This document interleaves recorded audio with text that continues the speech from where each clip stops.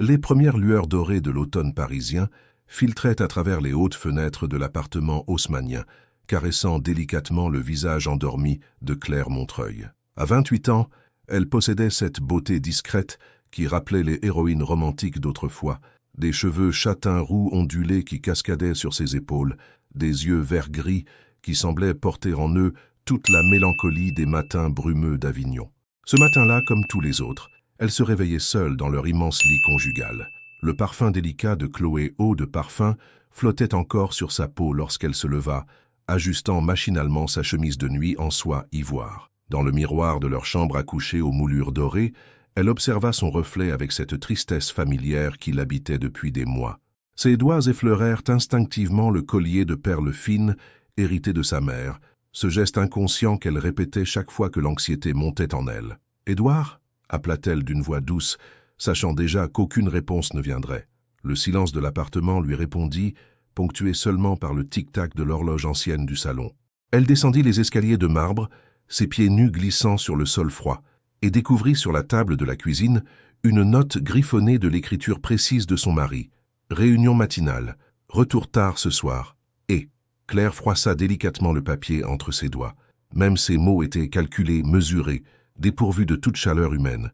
Elle prépara son thé Earl Grey en regardant par la fenêtre les passants qui se hâtaient dans la rue Saint-Honoré, chacun semblant avoir un but, une direction claire dans la vie. Née Cancer, Claire avait toujours eu besoin de connexions profondes, de ces liens invisibles qui unissent les âmes. Enfant dans la petite ville d'Avignon où elle avait grandi entourée des champs de lavande de ses grands-parents, elle rêvait d'un amour comme celui des contes de fées, tendre, passionné, authentique. À 19 ans, quand elle avait rencontré Édouard lors d'une soirée mondaine à Paris, elle avait cru que ce rêve devenait réalité.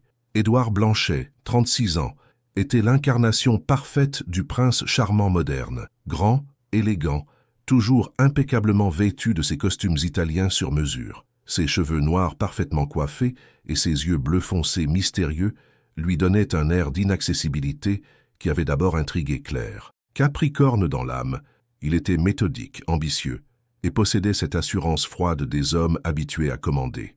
Leur cours avait été un ballet précis, dîner dans les meilleurs restaurants parisiens, week-end dans sa propriété en Normandie, présentation au cercle huppé de la capitale. Édouard ne laissait jamais rien au hasard. Même sa demande en mariage avait été orchestrée avec la précision d'une campagne militaire. Un coucher de soleil sur la Seine, un diamant de 3 carats, des photographes hasardeux pour immortaliser le moment qui ferait la une des magazines People. Mais aujourd'hui, 3 ans plus tard, Claire réalisait qu'elle était devenue une pièce décorative dans la vie parfaitement organisée de son époux. Édouard partait avant qu'elle ne se réveille et rentrait après qu'elle se soit endormie. Leur conversation se limitait aux mondanités nécessaires lors des dîners d'affaires ou des galas de charité. Il ne la touchait plus, ne la regardait plus vraiment. Ce matin-là, Claire décida de faire quelque chose qu'elle n'avait pas osé depuis longtemps. Sortir de cet appartement prison doré et retrouver un peu d'elle-même. Elle enfila une robe midi fleurie dans les tons pastels, des ballerines couleur lavande et un cardigan crème. Dans le miroir de l'entrée, elle aperçut fugacement la jeune femme qu'elle avait été autrefois, spontanée, rêveuse, pleine d'espoir. La journée parisienne l'accueillit avec ses 1000 visages. Les cafés qui débordaient sur les trottoirs, les fleuristes qui arrangeaient leurs devantures colorées, les couples qui se promenaient main dans la main le long de la Seine. Claire marcha longtemps, ses pas la menant instinctivement vers Montmartre, ce quartier bohème où elle avait passé ses premières années d'étudiante. Dans une petite librairie de la rue des Abbesses, elle tomba sur un carnet relié de cuir rouge. Sans réfléchir, elle l'acheta et s'installa dans un café nearby pour écrire, quelque chose qu'elle n'avait plus fait depuis son mariage. « Cher Édouard », commença-t-elle, sa plume tremblant légèrement, « il fut un temps où tes yeux s'illuminaient quand tu me voyais. Il fut un temps où tu me parlais de tes rêves, de tes peurs, de ce qui te faisait vibrer. Je me demande si cet homme existe encore, quelque part sous l'armure que tu as construite autour de ton cœur. » Elle n'envoya jamais cette lettre, comme toutes les autres qu'elle avait écrites en secret. Mais pour la première fois depuis longtemps, Claire sentit quelque chose se réveiller en elle, une petite flamme de résistance, une envie de se battre pour retrouver l'amour qu'elle méritait. En rentrant chez elle ce soir-là, elle trouva Édouard dans son bureau, penché sur ses dossiers financiers. Quand elle lui souhaita bonne nuit, il leva brièvement les yeux et hocha la tête distraitement. Claire monta se coucher seule, mais cette fois, elle ne pleura pas. Le changement commençait. Le café de Flore bruissait de conversations animées en cette fin d'après-midi d'octobre. Claire ajustait nerveusement son foulard en cachemire lorsqu'une voix familière résonna derrière elle, chargée de cette énergie électrisante qu'elle connaissait si bien. « Ma chérie, tu es arrivée avant moi, c'est un miracle !» Charlotte Vasseur apparut comme une tornade colorée au milieu de l'établissement parisien classique. À 29 ans, elle incarnait parfaitement cette élégance décontractée si typiquement française. Cheveux blonds foncés, bouclés, remontés en chignon négligemment parfait, des boucles d'oreilles en forme d'étoile qui captaient la lumière, et cette façon unique de porter un jean avec un blazer vintage qui lui donnait l'air d'une héroïne de film de la nouvelle vague. « Lottie », murmura Claire, en se levant pour embrasser sa meilleure amie. Charlotte, pure sagittaire dans l'âme, ne rata pas l'expression mélancolique de Claire. Ses yeux châtains dorés se plissèrent avec cette perspicacité qui lui était propre. « Ne me dis pas qu'il t'a encore fait le coup du fantôme invisible ?» Claire détourna le regard, gênée. Depuis leur rencontre à la Sorbonne il y a 10 ans, Charlotte avait toujours eu ce don troublant de lire en elle comme dans un livre ouvert. Elles s'installèrent à une table près de la fenêtre, et Charlotte commanda immédiatement 2 verres de champagne. « Nous ne sommes que mercredi après-midi, Lottie. Justement, c'est exactement pour ça qu'on a besoin de bulles. Raconte-moi tout. » Charlotte travaillait comme productrice d'événements pour une agence prestigieuse du 8e arrondissement. Son rêve secret, lancer sa propre chaîne de cuisine où elle pourrait enseigner ses recettes préférées avec cette décontraction gouailleuse qui la caractérisait. Elle avait d'ailleurs prévu de tester sa fameuse recette de raclette au Kir Royal le week-end prochain. « Il n'y a rien à raconter, justement, » soupira Claire. « C'est ça le problème. Nous vivons comme 2 étrangers courtois dans le même appartement. » « Claire Montreuil, » dit Charlotte en posant sa main sur celle de son amie. « Regarde-moi dans les yeux. Quand as-tu ri pour la dernière fois ? Vraiment ri ?» La question prit Claire au dépourvu. Elle fouilla dans sa mémoire, remontant les semaines, puis les mois. Rien. Le silence se prolongea. « Tu vois ?»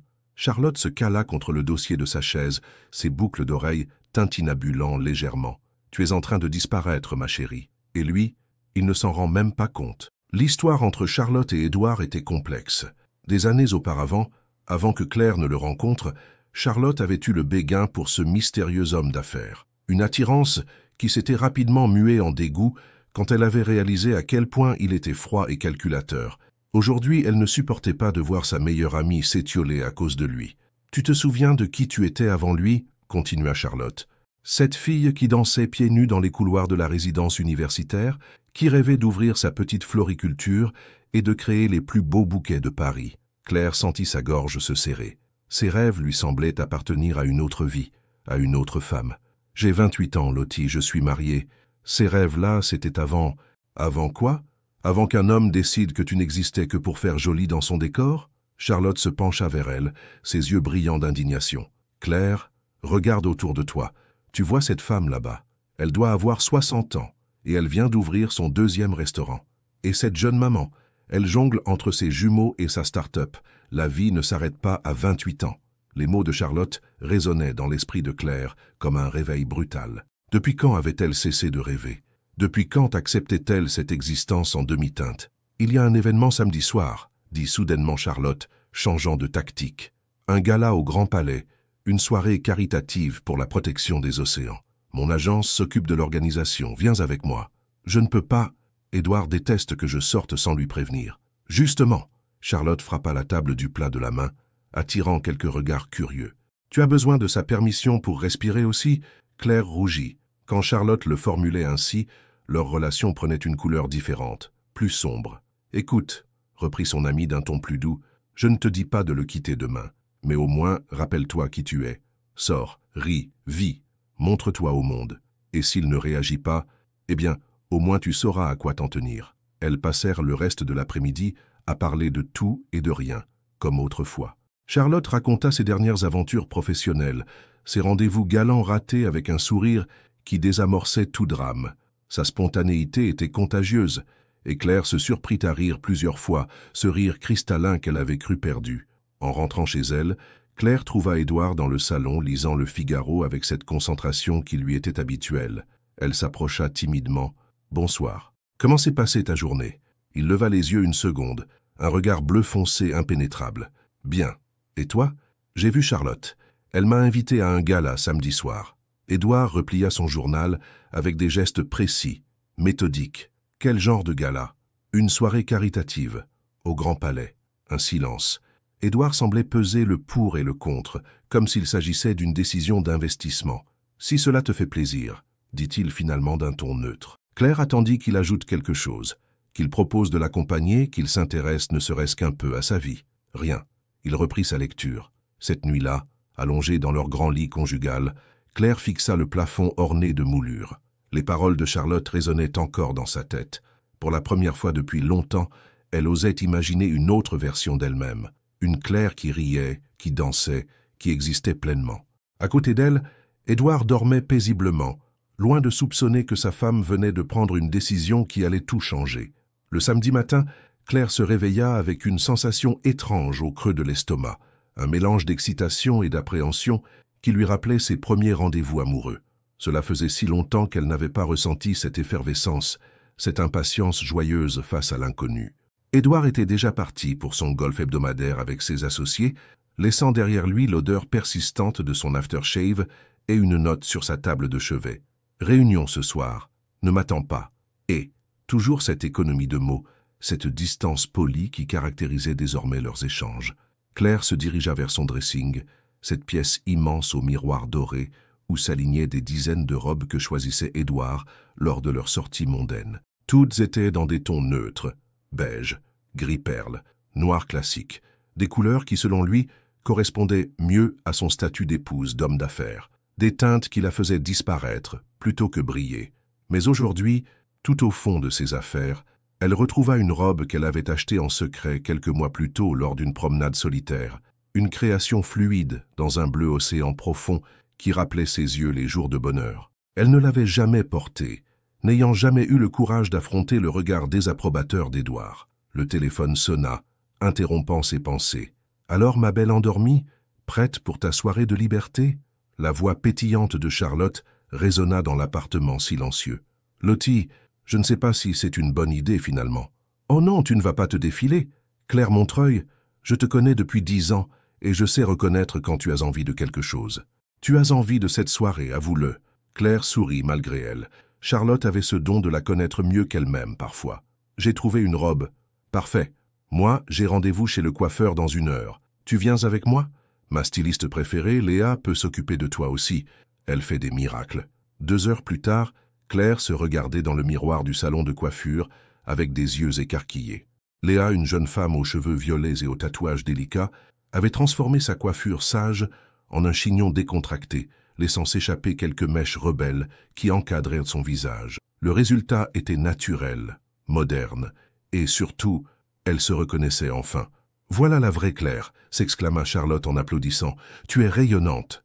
L'après-midi fila dans une succession de préparatifs joyeux. Elles firent du shopping rue de Rivoli, où Charlotte insista pour que Claire choisisse de nouveaux bijoux, des boucles d'oreilles dorées délicates qui captaient la lumière. Puis elles s'installèrent dans un petit café de Saint-Germain pour se faire les ongles mutuellement, comme à l'époque de leurs années d'étudiantes. « Tu te souviens de nos soirées à la résidence ?» demanda Charlotte en appliquant un vernis rose poudré sur les ongles de Claire. « Tu avais cette façon unique de transformer notre petite chambre en jardin avec toutes tes plantes. J'avais même réussi à faire pousser des orchidées sur le rebord de la fenêtre, » se souvint Claire, une lueur nostalgique dans les yeux. « Et tu passais des heures à leur parler. Tu disais que ça les aidait à grandir. Maman me l'avait appris.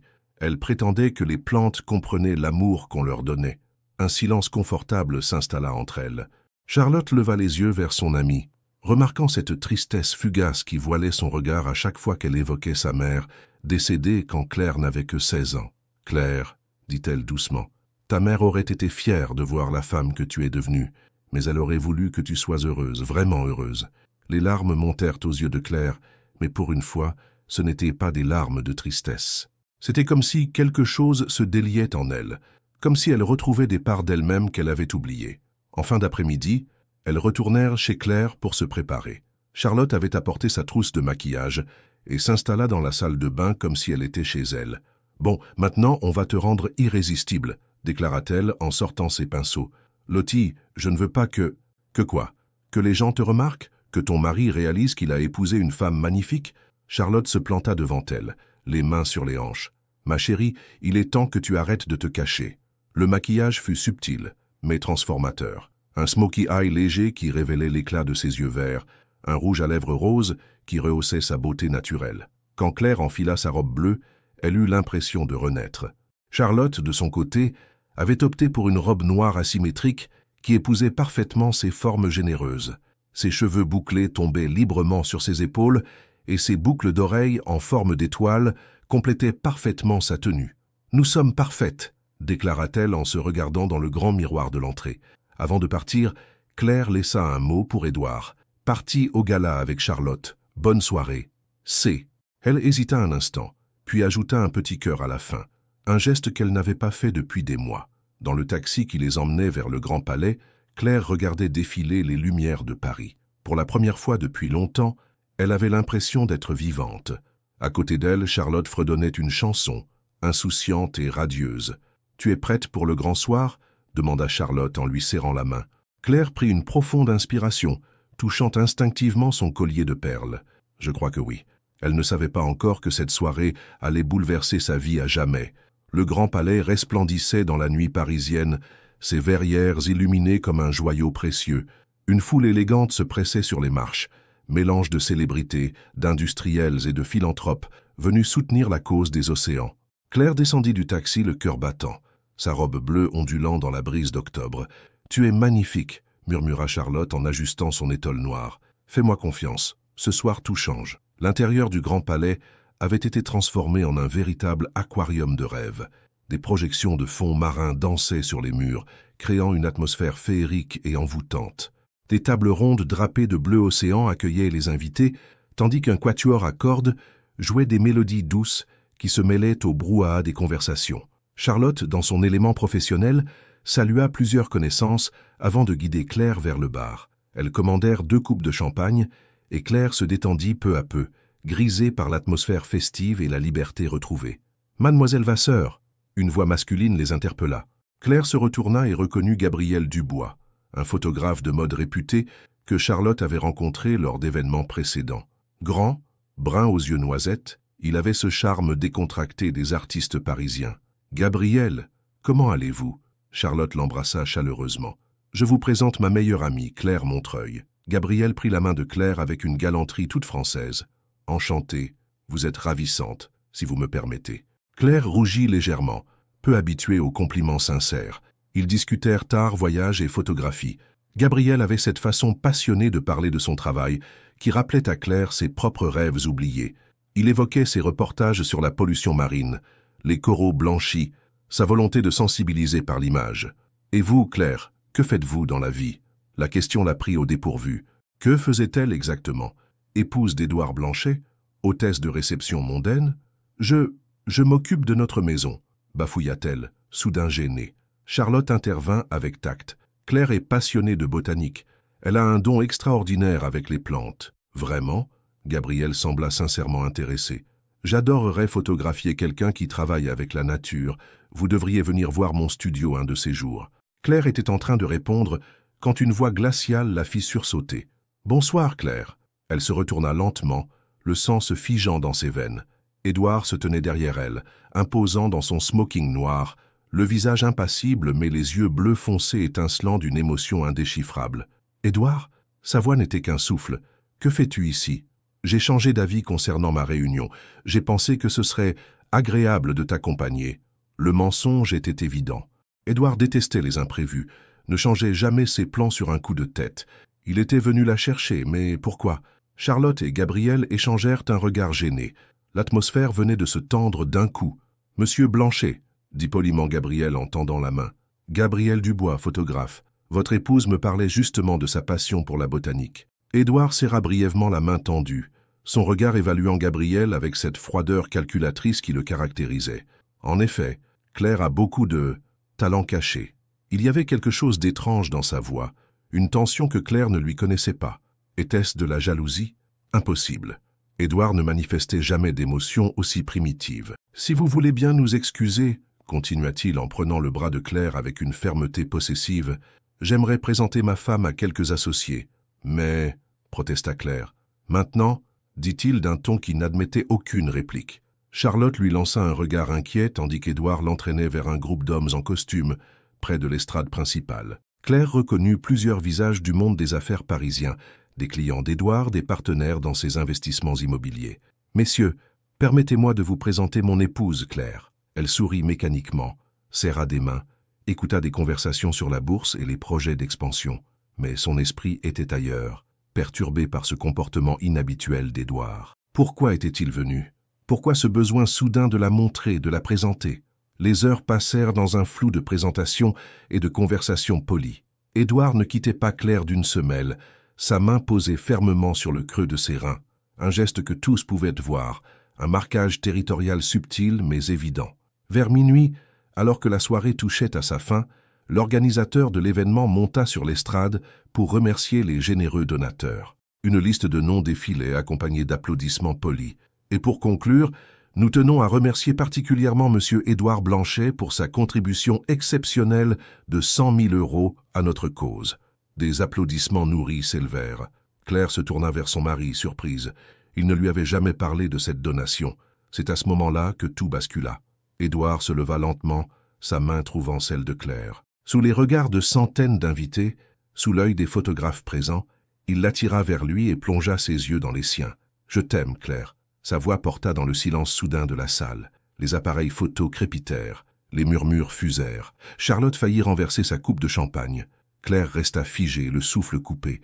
Ces mots qu'elle avait tant attendus, rêvés, espérés, résonnaient enfin. Mais pourquoi ici? Pourquoi maintenant? Pourquoi devant tout ce monde? Le regard d'Édouard ne sciait pas. Pour la première fois depuis des mois, elle y lisait quelque chose qui ressemblait à de la vulnérabilité. « Je t'aime », répéta-t-il, plus doucement cette fois. Et dans ce grand palais de verre et d'acier sous les feux des projecteurs et les flashs des photographes, Claire Montreuil sentit son monde basculer définitivement.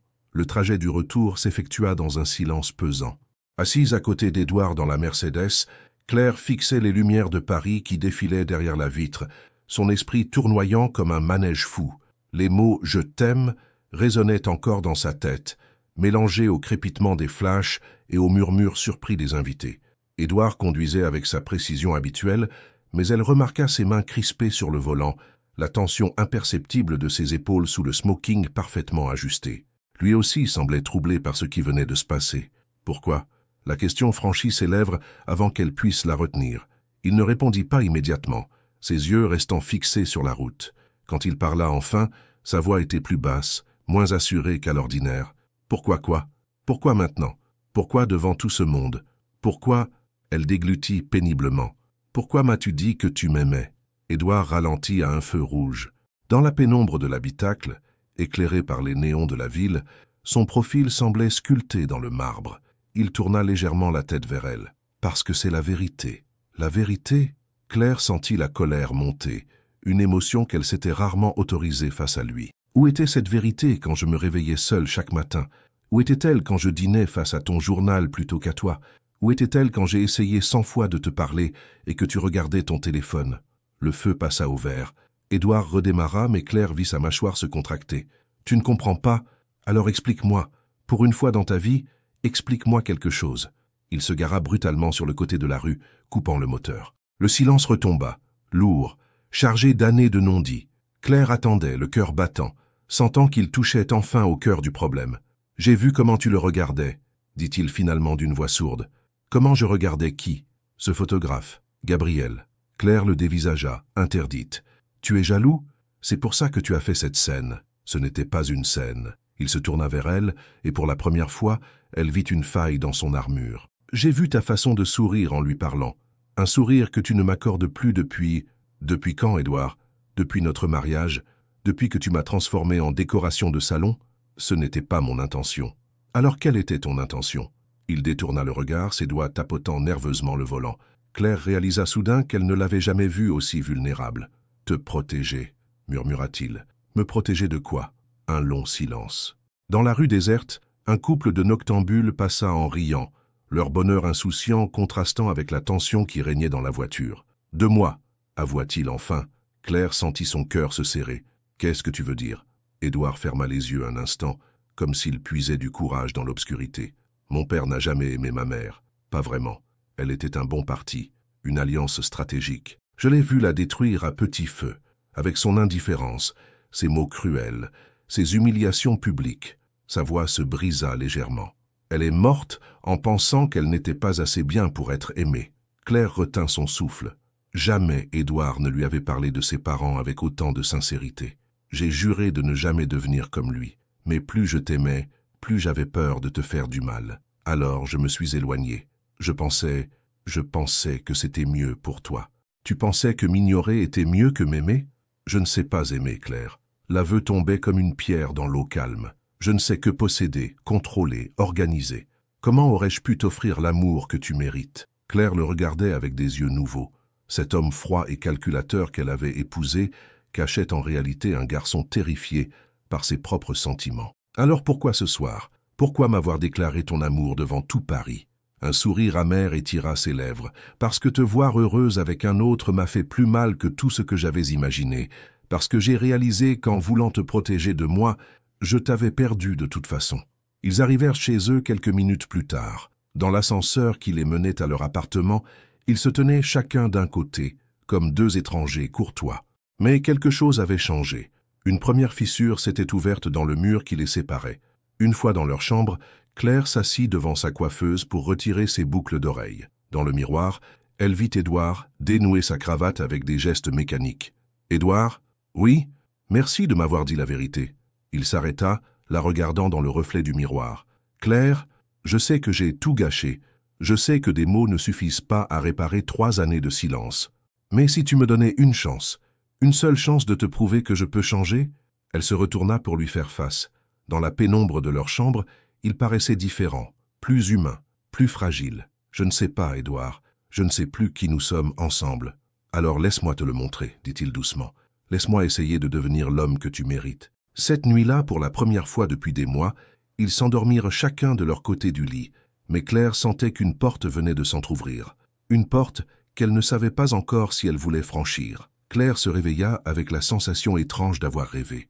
La lumière douce d'un dimanche matin filtrait à travers les rideaux de leur chambre, et pendant quelques secondes bien heureuses, elle oublia la soirée précédente.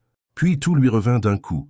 Le gala, la déclaration d'Édouard, leur conversation dans la voiture. Elle tourna la tête vers l'autre côté du lit, vide, comme d'habitude. Mais quelque chose avait changé. Sur l'oreiller d'Édouard, elle découvrit une petite branche de lavande accompagnée d'un mot griffonné de son écriture habituelle. « Pour ton thé du matin. » Et Claire porta la lavande à son nez, émue malgré elle. C'était un geste si simple, si innocent, mais il témoignait d'une attention qu'elle n'avait plus reçue depuis des mois. Elle descendit à la cuisine, où une autre surprise l'attendait. Édouard se tenait devant la cuisinière, encore en pyjama de soie marine, tentant manifestement de préparer des œufs brouillés. Ses cheveux habituellement parfaits étaient ébouriffés, et il avait cette expression concentrée qu'elle lui connaissait quand il étudiait un dossier complexe. « Bonjour, dit-elle timidement. Il se retourna et elle fut surprise de voir une légère rougeur sur ses joues. « Bonjour, j'essayais de faire le petit déjeuner, mais je crois que j'ai raté quelque chose. » Claire s'approcha et jeta un coup d'œil dans la poêle. Les œufs étaient effectivement un peu caramélisés, mais l'intention était touchante. « C'est parfait, » mentit-elle gentiment. « Non, ce ne l'est pas. » Il éteignit le feu avec un soupir de frustration. « Je ne sais même pas faire cuire des œufs correctement. Comment pourrais-je... » Édouard. Elle posa doucement sa main sur son bras. C'est le geste qui compte. Ils prirent leur petit déjeuner dans un silence inhabituel, pas hostile cette fois, mais chargé d'une gêne nouvelle, comme deux personnes qui apprennent à se connaître après des années de cohabitation silencieuse. « J'ai annulé mes rendez-vous de la journée, » dit soudain Édouard. Claire leva les yeux de sa tasse de thé surprise. « Pourquoi? Je pensais que, peut-être, nous pourrions passer du temps ensemble, si tu veux. » La proposition était maladroite, presque timide.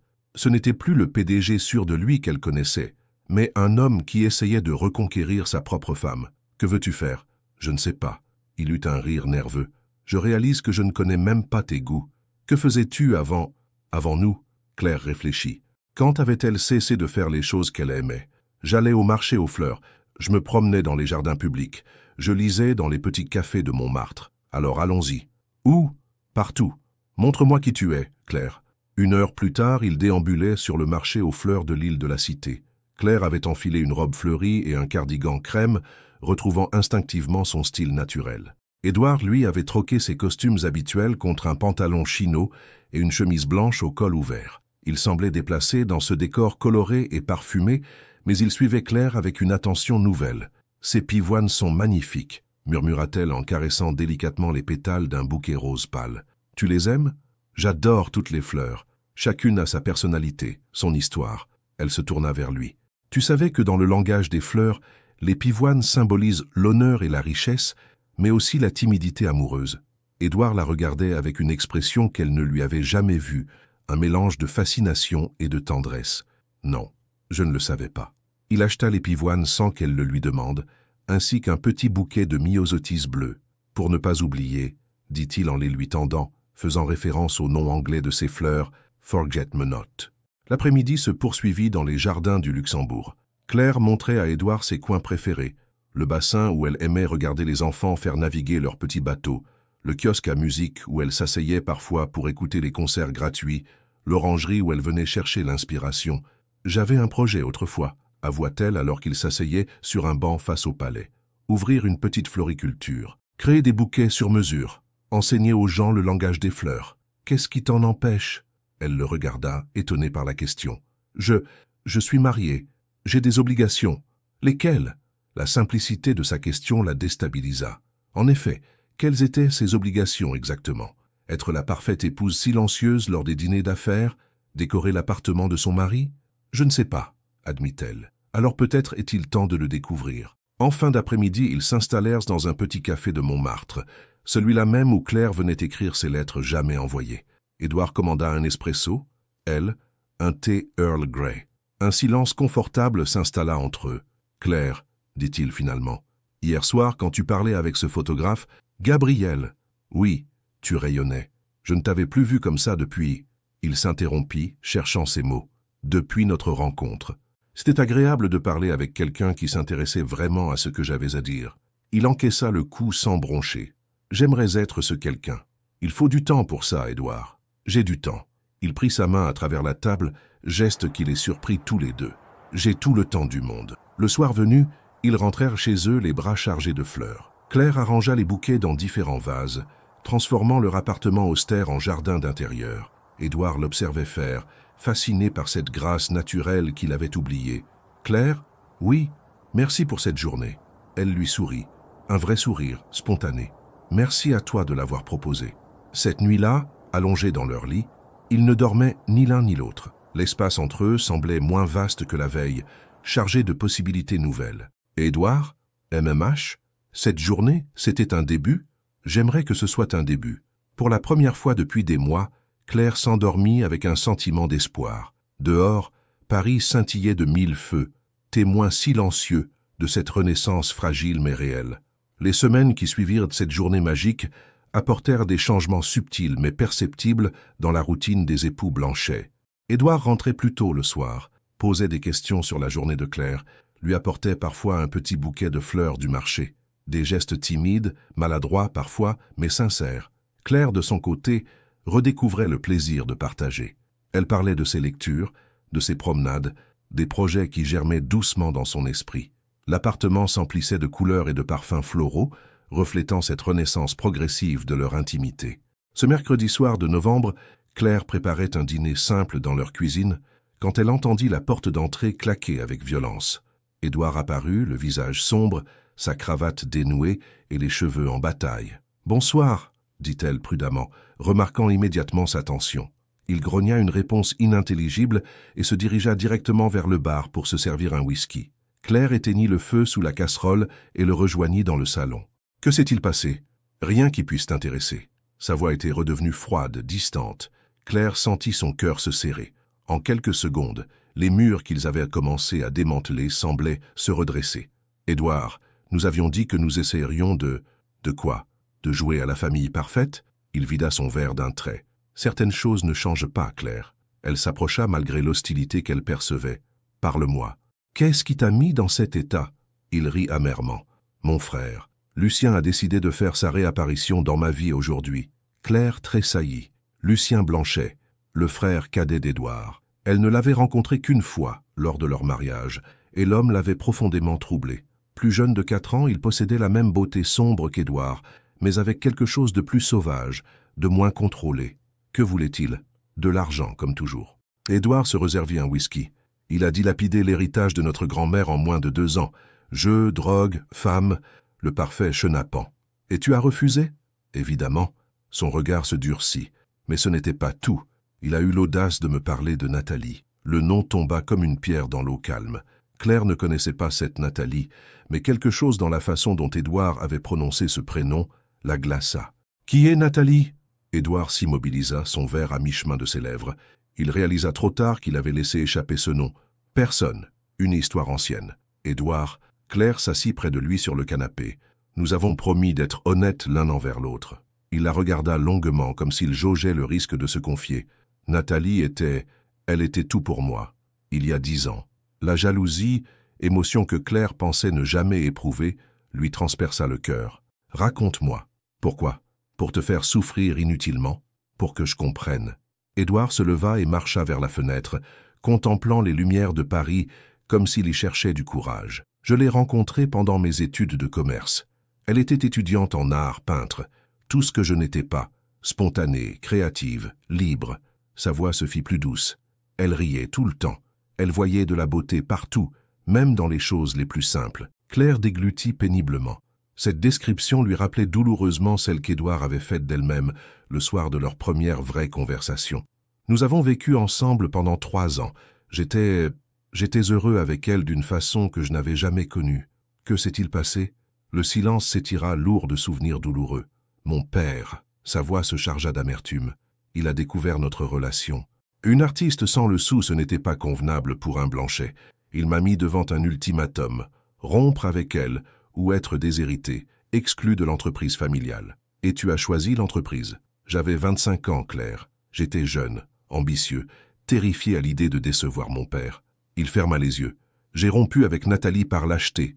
Je lui ai dit que notre relation n'avait pas d'avenir, que nous n'étions pas du même monde. Comment a-t-elle réagi? Elle m'a giflé. Puis elle a pleuré. Puis elle m'a dit qu'elle m'aimait assez pour me laisser partir si c'était ce que je voulais vraiment. Sa voix se brisa légèrement, mais que si je partais, je ne devrais jamais revenir. Claire sentit les larmes monter à ses yeux, émue malgré la jalousie par cette histoire d'amour brisé. Tu l'as revue? Une fois, 6 mois plus tard. Elle exposait ses toiles dans une petite galerie de Montmartre. Elle était radieuse. Elle avait refait sa vie avec quelqu'un d'autre. Un musicien, je crois. Et maintenant? Pourquoi Lucien t'en a-t-il parlé? Édouard se retourna vers elle, et Claire vit dans ses yeux une douleur qu'elle ne lui connaissait pas. Parce qu'elle est morte, Claire. Nathalie est morte il y a 2 ans d'un cancer. Et Lucien, dans sa cruauté habituelle, a pensé bon de me l'apprendre aujourd'hui. Le silence qui suivit fut assourdissant. Claire ne savait que dire face à cette révélation. Elle comprenait maintenant pourquoi Édouard était rentré dans un tel état, pourquoi il avait dressé ses défenses. « Je suis désolée », murmura-t-elle. « Ne le sois pas. » Il revint s'asseoir près d'elle, mais garda ses distances. Cette histoire appartient au passé. Vraiment? Il la regarda avec intensité. Qu'est-ce que tu veux dire? Je veux dire que tu m'as épousée en cherchant peut-être à la remplacer. Et maintenant, tu culpabilises parce qu'elle n'est plus là et que tu essaies de m'aimer. La vérité de ces mots les frappa tous les deux. Édouard ouvrit la bouche pour protester, puis se ravisa. « Je ne sais pas, avoua-t-il. Je ne sais plus rien, Claire. Tout ce que je sais, c'est que je ne veux pas te perdre, toi aussi. » Claire se leva lentement. Les fleurs qu'elle avait arrangées le matin même semblaient soudain fanées, comme si l'ombre de Nathalie s'était glissée dans leur appartement. « J'ai besoin de réfléchir, » dit-elle doucement. « Claire, s'il te plaît. »« Non, Édouard. Tu viens de m'avouer que tu ne sais pas si tu m'aimes pour moi ou pour celle que je remplace.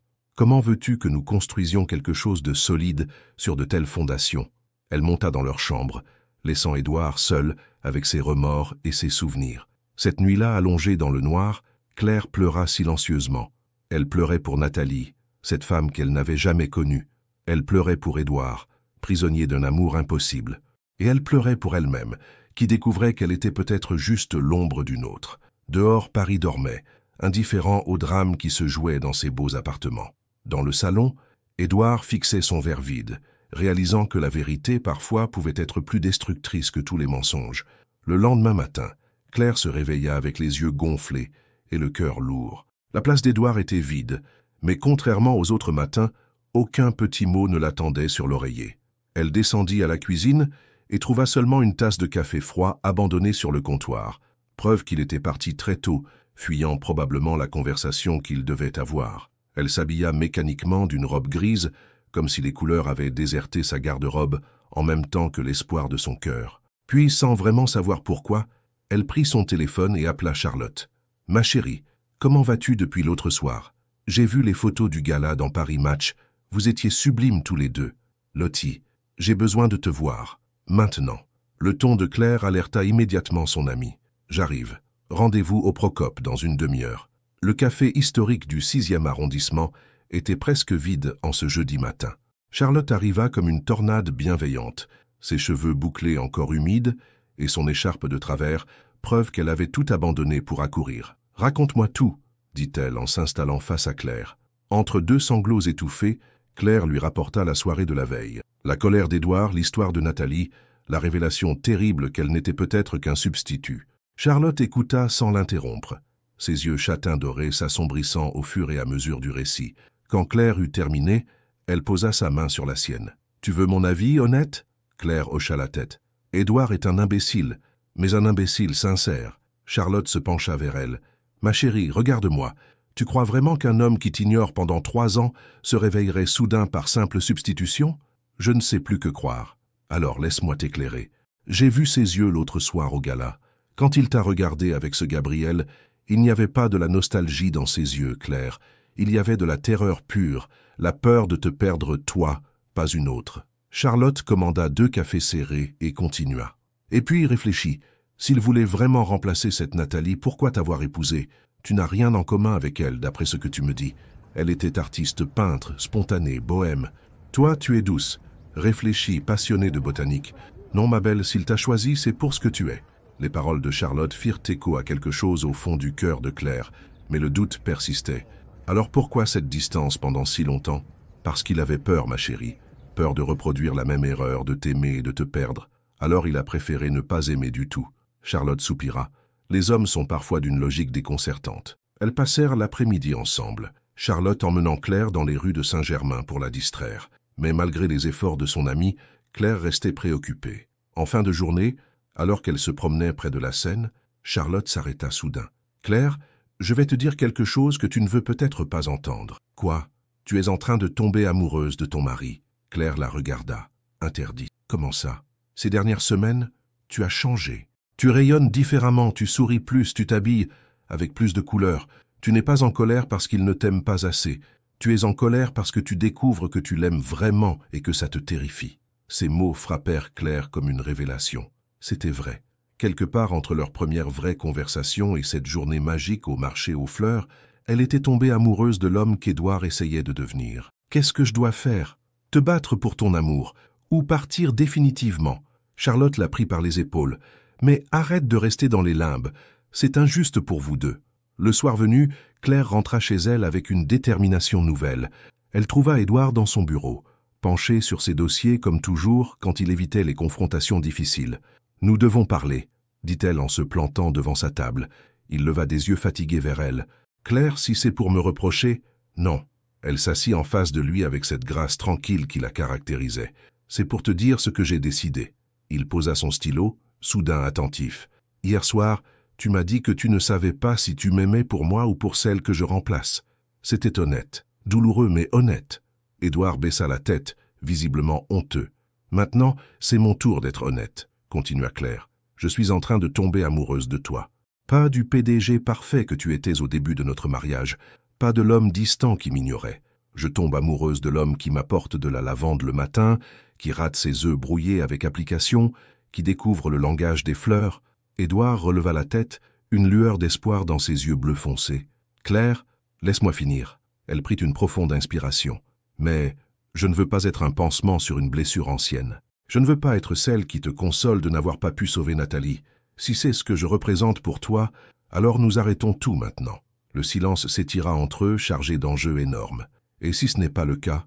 demanda-t-il doucement. « Alors nous recommençons, vraiment, comme 2 personnes qui apprennent à se connaître et à s'aimer. » Édouard se leva et fit le tour de la table pour venir s'agenouiller devant elle. Il prit ses mains dans les siennes. « Claire, regarde-moi. » Elle plongea ses yeux verts dans les siens. « Nathalie était mon premier amour. Elle m'a appris que j'étais capable d'aimer. Mais toi, » il porta ses mains à ses lèvres, « toi, tu m'apprends que je peux être aimé, Tu vois l'homme que je peux devenir, pas seulement celui que j'ai été. » Les larmes montèrent aux yeux de Claire. « Tu en es sûr ?»« Certain. » Il caressa doucement sa joue. « Je ne veux plus fuir. Je ne veux plus avoir peur. Je veux apprendre à t'aimer comme tu le mérites. » Cette nuit-là, pour la première fois depuis leur mariage, ils s'endormirent en se tenant la main. Dehors, Paris scintillait sous un ciel d'hiver, témoin silencieux de cette nouvelle promesse d'amour. 3 semaines s'écoulèrent dans une harmonie fragile mais réelle. Édouard et Claire apprenaient à se redécouvrir, partageant des petits déjeuners silencieux mais apaisés, des promenades dominicales où ils échangeaient leurs rêves et leurs peurs. Claire avait même commencé à chercher un local pour sa future floriculture, projet qu'Édouard encourageait avec une tendresse maladroite, mais sincère. Ce matin de décembre, alors que les premiers flocons de neige dansaient devant les fenêtres de leur appartement, Claire se sentait presque heureuse. Elle préparait du thé quand la sonnette retentit. Édouard, déjà parti en réunion, n'attendait personne. Elle alla ouvrir et se retrouva face à un homme qu'elle reconnut immédiatement, malgré les années. Lucien Blanchet, le frère cadet d'Édouard, avait cette beauté sombre caractéristique de la famille, mais quelque chose de plus sauvage, de moins polissé. Ses cheveux noirs étaient plus longs, ses yeux du même bleu profond mais empreints d'une amertume que n'avait pas Édouard. « Bonjour Claire », dit-il avec ce sourire charmeur qu'elle se rappelait de leur unique rencontre. « Puis-je entrer ? J'aimerais te parler. » Claire hésita. Après ce qu'Édouard lui avait raconté sur leur dernière confrontation, elle se méfiait de Lucien. « Édouard n'est pas là. Je sais. C'est justement pour ça que je suis venue. » Quelque chose dans son ton l'inquiéta, mais la politesse l'emporta. Elle le fit entrer dans le salon, où il observa les bouquets de fleurs fraîches avec un sourire ironique. « Tu as transformé l'antre du perfectionniste en jardin d'Éden. Impressionnant. Que veux-tu, Lucien ?» Il s'installa dans le fauteuil en cuir d'Édouard avec une désinvolture calculée. « Te sauver. » « Me sauver de quoi ? De mon frère, de ses mensonges, de cette comédie qu'il joue depuis quelques semaines. » Claire sentit son cœur se serrer. « Je ne vois pas de quoi tu parles. Vraiment ?» Lucien sortit son téléphone et fit défiler plusieurs photos. « Édouard t'a-t-il dit où il était mardi après-midi ?» Claire regarda les clichés et son sang se figea. On y voyait Édouard sortant d'une galerie d'art de Montmartre, tenant délicatement un petit tableau.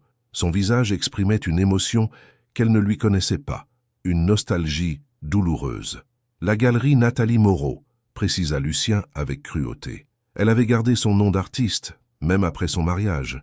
Édouard y va tous les mois depuis sa mort. Il a acheté toutes ses œuvres une par une.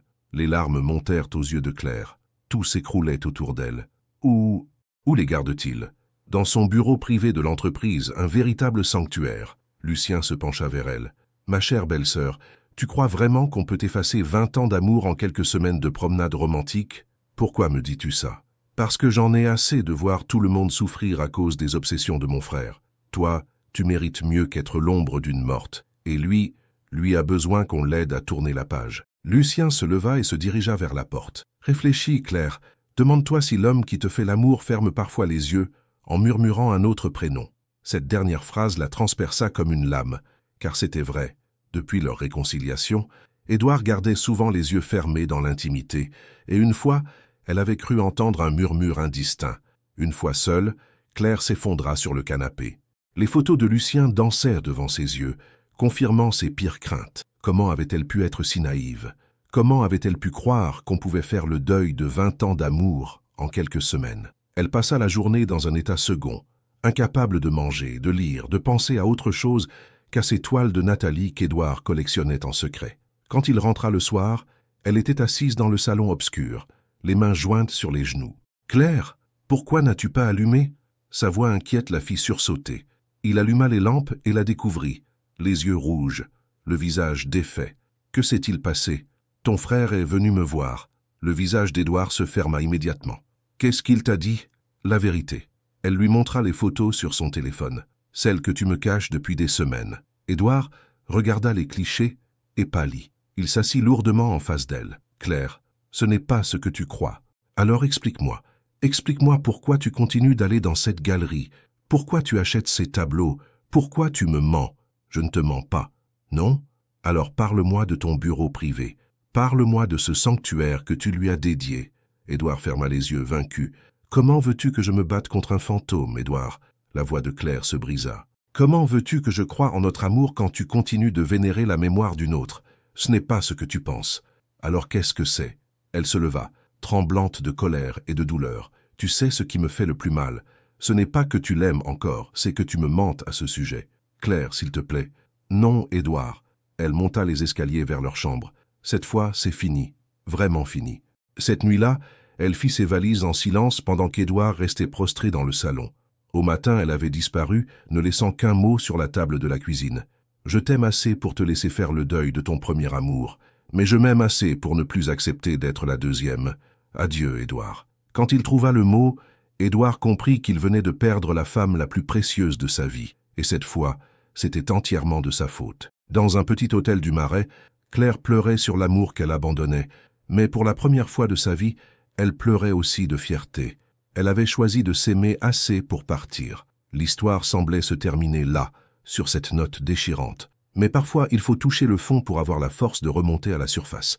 2 mois plus tard, la petite floriculture de la rue des Martyrs à Montmartre respirait la joie de vivre. Derrière sa devanture aux couleurs pastel, Claire avait créé un univers féerique, où chaque bouquet racontait une histoire. Les mots de Claire, c'était le nom qu'elle avait choisi pour son commerce, étaient devenus en quelques semaines le refuge des amoureux parisiens en quête du bouquet parfait. Ce matin de février, alors qu'elle arrangeait des tulipes blanches dans un vase de céramique bleue, Charlotte poussa la porte en faisant tinter la petite clochette. « Bonjour ma floricultrice préférée », lança-t-elle joyeusement. Claire leva les yeux et sourit. Depuis son installation, Charlotte venait la voir presque chaque jour, prétextant vouloir des fleurs pour ses événements, mais en réalité, pour s'assurer que son amie allait bien. « Comment vas-tu aujourd'hui » demanda Charlotte en caressant les pétales d'une pivoine rose. « Bien » répondit Claire, et pour la première fois depuis des mois, c'était vrai. Elle avait maigri, ses traits s'étaient affinés, mais il y avait dans ses yeux une sérénité nouvelle. Vivre seule dans son petit appartement au-dessus de la boutique lui avait appris à s'aimer vraiment, à exister pleinement, sans avoir besoin de l'approbation de quiconque. « Tu sais, dit-elle en continuant son arrangement, je n'ai jamais été aussi triste et aussi libre à la fois. Tu penses encore à lui ?» Claire hocha la tête. « Chaque jour, mais plus de la même façon. Je ne suis plus en colère. Je suis juste triste qu'il n'ait pas su choisir le présent plutôt que le passé. » Charlotte allait répondre quand la clochette retentit à nouveau. Un homme entra, grand, élégant, portant un costume sombre parfaitement coupé. Claire reconnut immédiatement cette silhouette qui hantait encore ses nuits. « Édouard » murmura-t-elle. Il s'avança lentement, comme s'il craignait qu'elle ne s'enfuît. Il avait changé. Ses cheveux étaient moins parfaitement coiffés, son visage creusé par ce qui ressemblait à des nuits d'insomnie. Mais ses yeux bleu foncé brillaient d'une détermination qu'elle ne lui connaissait pas. « Bonjour Claire ». Charlotte, sentant la tension, prétexta un rendez-vous urgent et s'éclipsa discrètement. « Que fais-tu ici » demanda Claire, d'une voix qu'elle s'efforçait de garder neutre. « Je viens te rapporter quelque chose qui t'appartient. » Il sortit de sa veste une enveloppe froissée qu'elle reconnut immédiatement, la lettre qu'elle lui avait laissée le matin de son départ. « Elle ne m'appartient plus. Je te l'ai donnée. Tu avais tort sur un point, dit-il en posant l'enveloppe sur le comptoir. Tu n'es pas la deuxième, Claire, tu n'as jamais été la deuxième. Elle sentit son cœur s'accélérer, mais garda ses distances. Tes tableaux de Nathalie disent le contraire. Édouard sourit tristement. Je les ai tous donnés. Quoi? À la fondation qu'elle avait créée pour l'art-thérapie. Toutes ces œuvres vont maintenant aider d'autres artistes comme elles l'étaient. Il s'approcha du comptoir. Tu veux savoir pourquoi j'achetais ces toiles? Claire hocha la tête, malgré elle. Pas par amour, Claire, par culpabilité. Chaque tableau était une pénitence, une façon de me punir de l'avoir abandonné.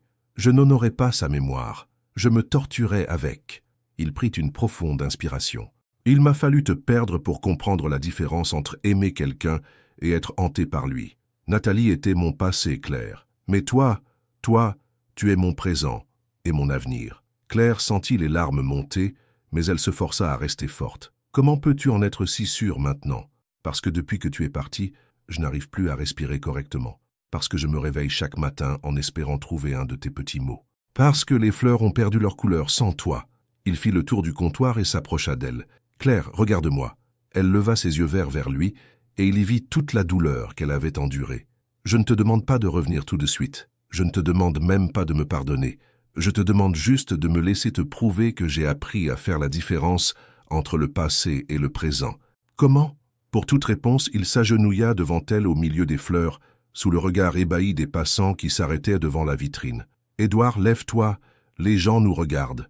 Laisse-les regarder. Il prit ses mains dans les siennes. Claire Montreuil, femme de ma vie, lumière de mes jours, veux-tu me donner une dernière chance de te prouver mon amour? Tu es fou. Oui, fou de toi. Fou d'avoir attendu si longtemps pour le réaliser. Fou de t'avoir fait souffrir. Claire regarda cet homme fier et distant qui s'agenouillait devant elle au milieu de sa petite boutique, exposant ses sentiments au regard de tous.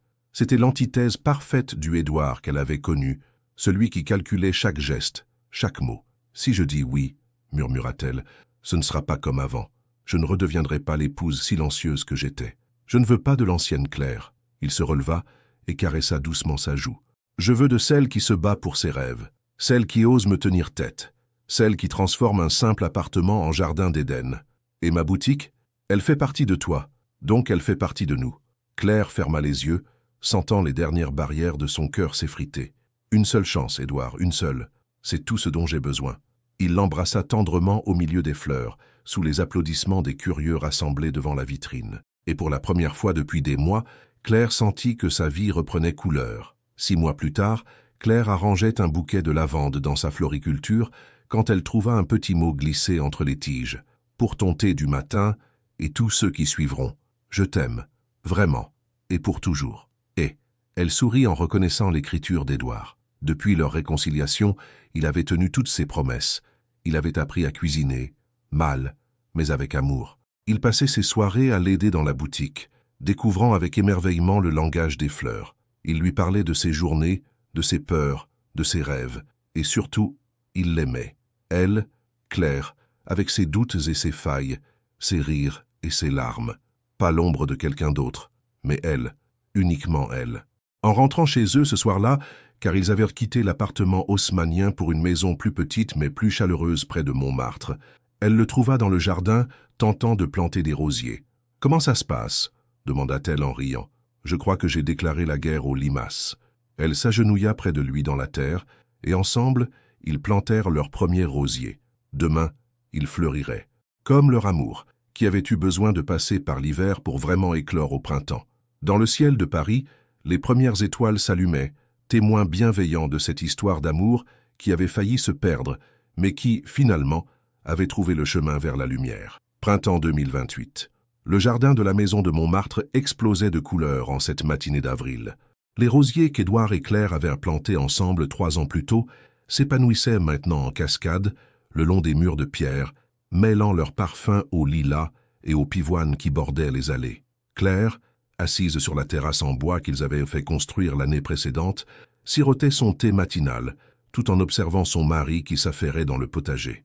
À 31 ans, elle rayonnait d'un bonheur tranquille. Ses cheveux châtain roux, légèrement éclaircis par le soleil, étaient relevés en un chignon lâche d'où s'échappaient quelques mèches rebelles. Sa robe de coton blanc à petites fleurs bleues épousait délicatement ses formes, révélant discrètement les courbes nouvelles de son corps. « Alors ces tomates » lança-t-elle en riant, voyant Édouard aux prises avec des tuteurs récalcitrants.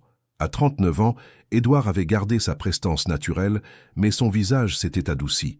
Ses cheveux noirs étaient parsemés de quelques fils argentés qui lui donnaient un charme nouveau. Ce matin-là, vêtu d'un simple jean et d'une chemise blanche roulée aux manches, il avait troqué ses costumes sur mesure contre une élégance décontractée qui lui allait à ravir. « Je crois qu'elle se moque de moi », répondit-il en s'essuyant le front avec le dos de la main. « Mais je ne renonce pas. » Claire sourit tendrement. Qui aurait cru que l'homme qui dirigeait autrefois sa vie avec la précision d'un métronome apprendrait un jour la patience que requiert un jardin? La sonnette de l'entrée retentit, et quelques instants plus tard, Charlotte apparut dans le jardin, portant dans ses bras un petit garçon aux cheveux bouclés qui ne tenait pas en place. « Bonjour les tourtereaux !» s'exclama-t-elle avec cette énergie qui la caractérisait toujours. Jules a insisté pour voir ses fleurs préférées. Le petit Jules, 3 ans, fils de Charlotte et de Gabriel, le photographe rencontré au gala de charité qui était devenu bien plus qu'une simple rencontre, se précipita vers Claire avec des cris de joie. « Tante Claire, les papillons sont revenus !» Claire le souleva dans ses bras, respirant avec bonheur l'odeur de petit garçon mélangée au parfum des fleurs. Édouard s'approcha et ébouriffa affectueusement les cheveux bouclés de l'enfant. « Et toi, petit homme, tu es venu m'aider au jardin ?» demanda-t-il. « Oui, papa dit que je suis le meilleur arroseur de Paris. » Charlotte et Gabriel s'étaient mariés 2 ans plus tôt dans une cérémonie bohème et joyeuse dans leur jardin de Montmartre. Gabrielle avait monté sa propre agence de photographie spécialisée dans l'art et la nature, tandis que Charlotte avait finalement réalisé son rêve.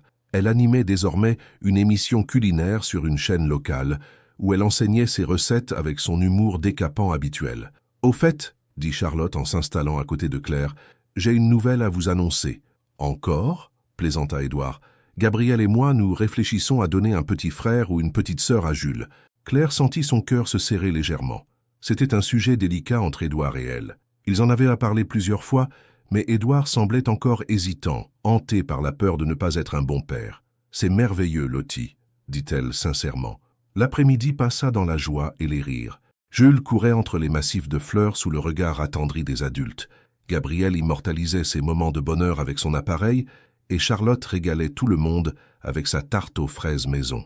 Quand leurs amis repartirent en fin de journée, Claire et Édouard se retrouvèrent seuls dans leur jardin, baignés par la lumière dorée du couchant. Ils s'installèrent sur leur balancelle, Claire nichée contre l'épaule de son mari. « Tu sais, dit-elle doucement, la floriculture marche vraiment bien maintenant. J'ai même reçu une commande pour le mariage de la fille du maire du 18e. Je suis fier de toi, murmura Édouard en caressant ses cheveux. Tu as réalisé tous tes rêves, pas tous. Il se tendit légèrement. Lequel te manque-t-il? Claire posa sa main sur son ventre, là où depuis quelques semaines, un petit secret grandissait.